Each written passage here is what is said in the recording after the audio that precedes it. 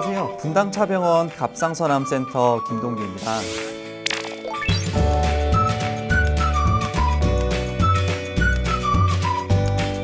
오늘은 갑상선암에 대해 알아보려고 합니다. 갑상선암은 증상이 없고 착한 암인 걸로 유명한데요. 여성에게서 발생하는 암 1위, 갑상선암에 대해서 찬찬히 알아보도록 하겠습니다. 먼저 갑상선암에 대해 알아보기 전에 갑상선이 무엇인지, 우리 몸에서 어떤 역할을 하고 있는지 알아보겠습니다. 갑상선은 좌우 대칭 나비 모양의 형태를 띠고 기관을 앞쪽으로 해서 감싸고 있는데요. 여기 바로 목젖 한 2-3cm 아래쯤 있습니다. 10에서 한 15g 정도로 우리 몸에서 가장 큰 내분비 기관이고, 갑상선 호르몬을 만들어서 저장해 두었다가 필요할 때마다 혈액으로 분비해서 우리 몸의 체온이나 에너지를 조절하고 호르몬 균형을 맞추는 역할을 하고 있다고 보시면 되겠습니다. 갑상선에 혹이 생기는 거를 갑상선 결절이라고 하는데요. 갑상선 결절은 크게 양성 결절과 악성 결절로 나뉩니다. 이 중에서 악성 결절을 우리가 갑상선암이라고 부릅니다. 이 결절의 약 5% 정도가 갑상선암으로 진단되는데요. 양성 결절과 달리 악성 결절은 이렇게 크기가 커지면서 주변 조직을 침범하거나 주변 임파선으로 전이가 되거나, 갑상선암이 많이 진행이 되면 폐나 뇌, 뼈 이런 곳으로 원격 전이가 일어날 수 있습니다. 갑상선암은 크게 예후가 좋은 분화암과 예후가 좋지 않은 미분화암으로 나눌 수 있고, 다시 원인이 된 세포에 따라서 유두암, 여포암, 수질암, 역형성암으로 나눌 수 있습니다. 한국인에게 생기는 갑상선암이 95% 이상이 유두암과 여포암이고, 둘 다 예후가 좀 좋은 특징을 가지고 있습니다. 수질암과 역형성암은 비율은 좀 낮으나 예후가 좀 안 좋은 특성이 있습니다. 오늘 말하는 내용은 대부분 이제 우리나라 갑상선암의 환자를 차지하는 갑상선 유두암을 지칭한다고 생각하시면 되겠습니다.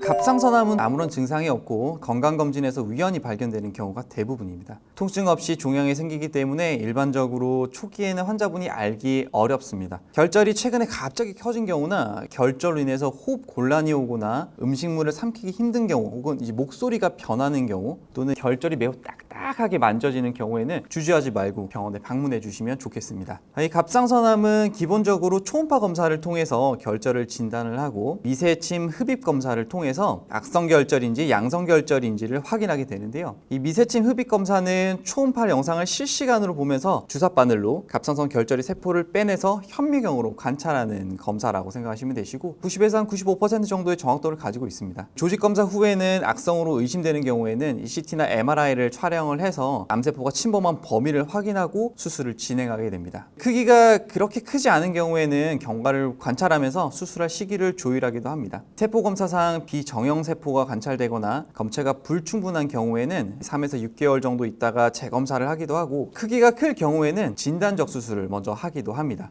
최근에는 이제 이상변변의 세포에서 DNA를 분석해서 갑상선암의 원인이 되는 비라프라고 하는 유전자 검사를 진행을 해서 돌연변이가 있을 경우에는 암 진단을 훨씬 더 정확하게 할 수 있는 장점이 있습니다. 갑상선암은 다른 암과 비교했을 때 느리게 성장하는 암이라 수술을 바로 하지 않는 경우도 있습니다. 특히 이제 1cm 미만의 미세암이고 한쪽에만 국한돼 있고 피막 침범이 없고 림프절에 전이 소견이 없다면 3에서 6개월 정도 간격을 두고 추적해 가면서 수술 시기를 결정할 수 있습니다. 하지만 이제 미세암이라 하더라도 암의 위치에 따라 수술이 바로 필요할 수도 있습니다. 갑상선 피막에 근접해 있거나 이 피막을 뚫고 나갔을 때나 기도나 식도에 근접해 있을 때, 혹은 저분화 암 세포 등 이제 공격적인 양상이 의심이 될 때는 수술적 치료가 바로 필요합니다. 과거에는 갑상선 수술을 할 때 목 전방에 6cm 정도의 절개선을 놓고 수술할 수밖에 없었지만, 최근에는 미세절개 수술법 그리고 로봇 수술 등 다양한 방법의 절제술이 개발되어 있기 때문에 수술에도 삶의 질이 많이 좋아진 상태입니다. 그래서 수술에 하고 너무 두려워하지 마시고 꼭 주치의랑 상의하셔서 결정하시는 게 중요하겠습니다. 갑상선암이 초기일 때 수술을 한다면 한쪽 절제술로 완치가 가능하지만, 수술적 치료를 미루다 보면은 주변 임파선 전이가 발생하거나 갑상선 피막 침범이 생기는 상황이 생길 수 있습니다. 이런 상황까지 오게 되면 갑상선 전 절제술 양쪽을 모두 제거를 하는 거죠. 그렇게 수술을 해야 되고 추가로 방사선 요오드 치료가 필요한 경우도 있으니까 초기에 주치의와 잘 상담하는 것이 필요하겠습니다. 크게 두 가지 방법이 있습니다. 이제 목을 열어서 하는 방법과 목에 상처를 내지 않는 방법이 있다고 볼 수 있고요. 먼저 목을 열어서 하는 수술 방법은 이 목 주름을 따라서 5에서 6cm 정도 절개선을 넣고 수술하는 전통적인 수술 방법과 목 한쪽에 2-3cm 정도 절개선을 넣고 수술하는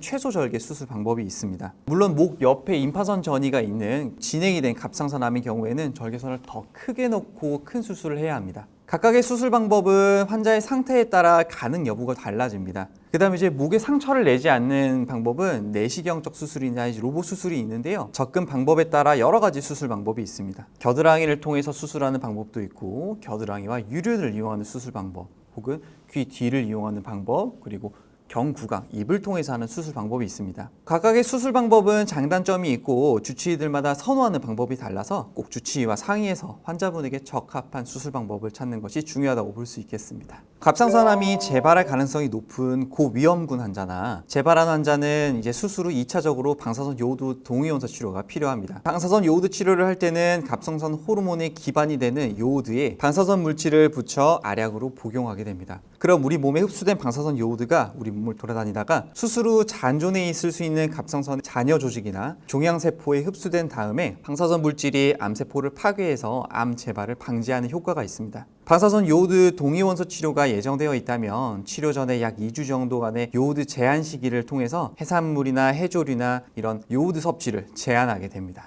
갑상선암 수술 후 특별하게 생활관리가 필요한 것은 없으나 환자분에 따라 수술 직후에 피곤함을 호소하는 환자들이 종종 있습니다. 힘든 일은 수술 직후에 조금 쉬는 것이 좋겠고요. 물론 일상생활을 하는 것은 전혀 문제가 없고 오히려 일상생활을 하는 것을 권유해 드립니다. 수술할 때 목소리 신경을 건드리기 때문에 수술한 다음 말을 많이 하시게 되면 쉽게 목소리가 잠기거나 쉰 목소리가 날 수 있어 조금 자제하는 것을 권유해 드립니다. 수술 직후에는 출혈의 가능성이 있으니까 목에 압력이 올라가는 운동이나 외상을 주의하는 것이 좋고, 퇴원 후에 목이 부풀어 오는 양상이면 주저없이 응급실로 가셔서 적절하게 확인을 하는 것이 필요하겠습니다. 그래서 아마 환자들이 가장 많이 물어보는 질문인 것 같습니다. 갑상선암의 발생 원인은 정확히 모르는 경우가 대부분이기 때문에 예방하는 법 역시 따로 알려져 있지는 않습니다만, 현재 잘 알려진 갑상선암의 유발 원인인 이제 방사선 노출이기 때문에 불필요한 방사선 노출을 최소화하는 것이 필요하겠습니다. 사실 의료진들도 이 사실을 잘 알고 있기 때문에 꼭 필요한 경우가 아니면 방사선 촬영을 이 노출을 피하려고 하는 노력을 하고 있습니다. 스트레스 받지 마시고 건강하게 잘 지내는 것이 갑상선 예방법이라고 볼 수 있겠습니다.